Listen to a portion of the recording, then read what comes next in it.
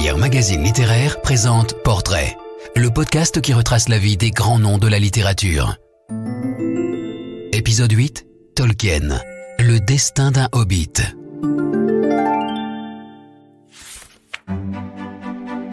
S'il grandit près de Birmingham, dans ce Worcestershire qui inspira la comté, Tolkien lia dès l'âge de 19 ans son destin à celui d'Oxford, où il étudia, enseigna et écrivit ses plus grands récits au point d'y laisser une empreinte indélébile.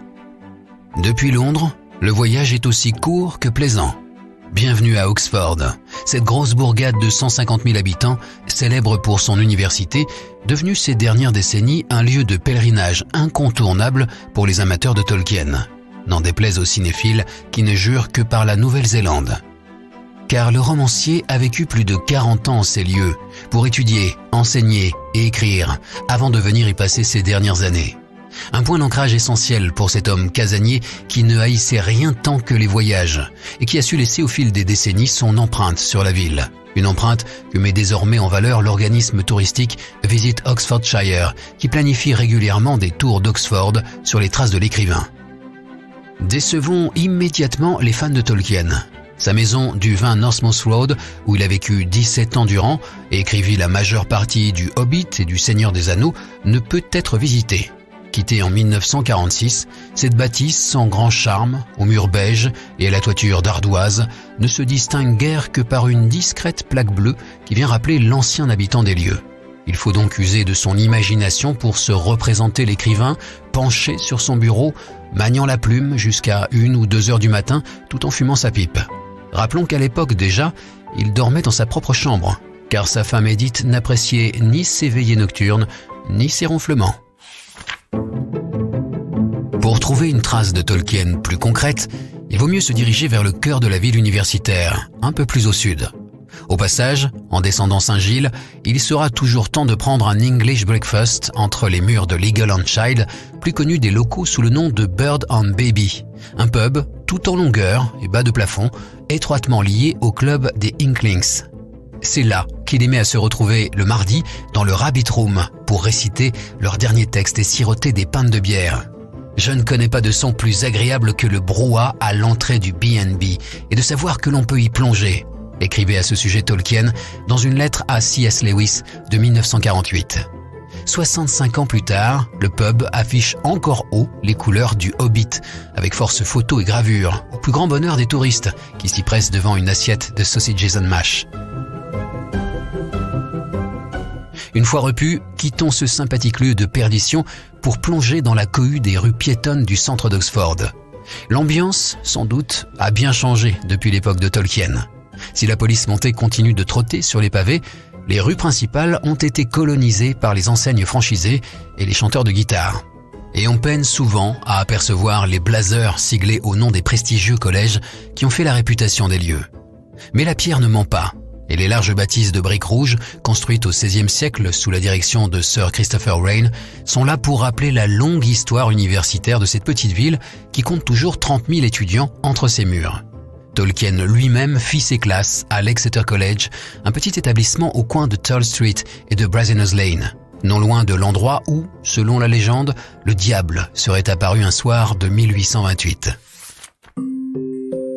Entré à l'université en 1911, grâce à une bourse de 60 livres sterling, Tolkien n'en sortira que pour rejoindre les bataillons militaires et l'horreur de la Grande Guerre.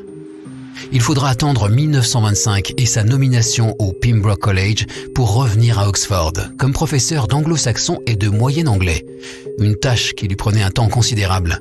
Selon les statuts du collège, Tolkien devait en effet donner un minimum de 36 cours ou conférences par an. Mais dans la seconde année de son professorat, il en donna pas moins de 136, convaincu qu'il en fallait autant pour couvrir son sujet. Sans compter la surveillance et la correction des examens qui apportaient à ce père de 4 enfants un complément de revenus substantiel. De Pembroke, il suffit de tourner dans Blue Boar Street et de suivre cette rue pavée pour arriver devant l'imposant Merton College, l'un des 3 plus anciens de la ville.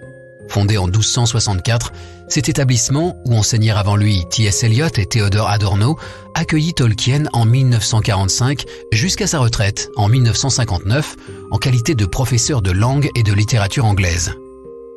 Son bureau se situait alors dans le Fellow Quadrangle, une section à la pelouse impeccablement tondue donnant sur la verte prairie de Christchurch, où déambulent aujourd'hui vaches et faisans. On y accède par un petit chemin qui longe le collège, étrangement baptisé Dead Man's Walk, sentier de l'homme mort. Cela vaut pourtant le coup de s'y risquer, car le long de la muraille se trouve un drôle de renfoncement que prisait Tolkien. Une table hexagonale, entourée de bancs, qui ressemble en mille à celle où se réunissent pour la première fois les membres de la communauté de l'Anneau, à Fontcombe.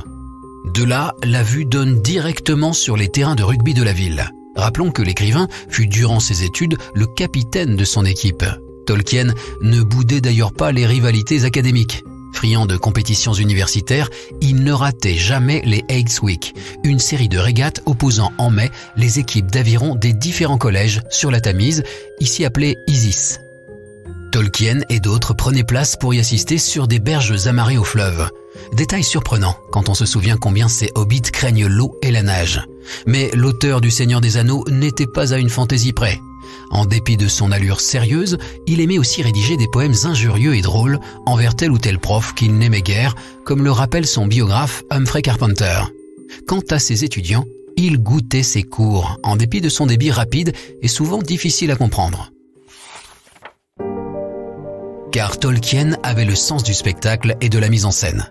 Lors d'une série de cours sur Beowulf, il se plaisait à entrer sans bruit dans la salle, puis à déclamer les premiers vers du poème en anglo-saxon, commençant par un grand cri « Quiet !» que certains étudiants confondaient avec « Quiet !» silence. Il pouvait transformer une salle de classe en salle de château où il était le barde et nous les hôtes, assis à festoyer et à l'écouter, témoigne un de ses anciens élèves, J.I.M. Stewart. Après ses cours, Tolkien traversait généralement la ville à bicyclette, rentrant souvent chez lui en robe de professeur et mortier sur la tête. Sans doute longeait-il alors les murs pêches de la majestueuse Bodleian Library, dominée par la coupole de la Radcliffe Camera, qui inspira d'ailleurs à Tolkien l'architecture du temple de Morgoth sur l'île de Númenor. Symbole de la ville, cet établissement fondé en 1602 reste aujourd'hui l'une des plus vieilles bibliothèques d'Europe et des plus riches, avec ses 11 millions de volumes. À l'extérieur, de larges panneaux offrent d'ailleurs un panorama élogieux sur les collections qui vont de la Bible de Gutenberg aux manuscrits de Kafka ou de Le Carré. C'est là aussi que reposent la plupart des textes de Tolkien, hormis Le Hobbit et Le Seigneur des Anneaux, farouchement protégés du grand public. Toutefois, la Bodleian organise régulièrement des expositions très courues pour exhiber ses trésors. En sortant de la Bod, le visiteur pourra faire une pause littéraire chez Blackwell's, la plus grande librairie de la ville, au point de voir son immense salle en sous-sol figurer au livre Guinness des records. Pas besoin toutefois de s'aventurer jusque-là pour dénicher des ouvrages tolkieniens.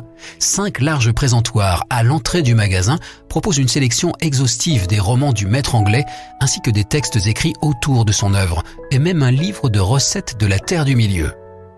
Adjacent à la librairie, le pub White Horse est un autre repère fétiche de Tolkien, où il fit une lecture mémorable du Seigneur des Anneaux en 1944. Continuons dans la nature et entrons, si la grille est ouverte, dans le parc du Magdalen College, l'un des plus grands de la ville. C'est là que vivait et enseignait C.S. Lewis, et où Tolkien et lui allaient souvent se balader le long de l'Addison's Walk, un sentier forestier qui serpente à travers les bois le long de la rivière Cherwell. C'est là même où l'écrivain emmenait sa famille en barque les après-midi de juin et d'août. Ici, les deux écrivains eurent une longue conversation un soir orageux de septembre 1931, déterminante dans la conversion de Lewis au christianisme. Mais ces arbres nus et la brume qui souvent s'y accrochent ont aussi pu inspirer à Tolkien l'atmosphère inquiétante de Mirkwood, ou Forêt Noire en français, peuplée d'araignées géantes dans le Hobbit. La promenade pourrait mener les plus curieux jusqu'à Lady Margaret Hall, une université qui accueille depuis 3 ans le traditionnel Oxonmoot, un rassemblement organisé chaque année depuis 1974 par la Tolkien Society autour du 22 septembre, date anniversaire de Bilbo et de Frodo. En poussant encore quelques kilomètres, on peut arriver devant le 76 Sandfield Road, adresse où vécut Tolkien de 1953 à 1968. On y distingue encore le garage que l'écrivain avait transformé en bureau faute de véhicule, orné d'une jolie plaque où figurent un dragon et une colline inspirée de cul-de-sac. Après le départ de leurs enfants, Edith et Ronald y restèrent jusqu'à ce que l'intérêt trop envahissant des fans, à partir du milieu des années 1960, ne les pousse à quitter les lieux pour la plus discrète Bournemouth. La visite d'Oxford comporte encore une dernière étape. Il faudra pour cela grimper dans un taxi et rejoindre la dernière demeure de l'écrivain au Wolvercote Cemetery, un cimetière verdoyant et œcuménique situé à l'écart du centre-ville.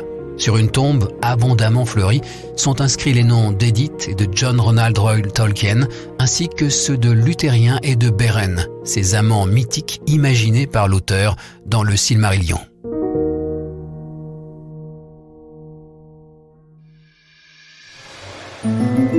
Tolkien et tous les grands auteurs sont sur lire.fr.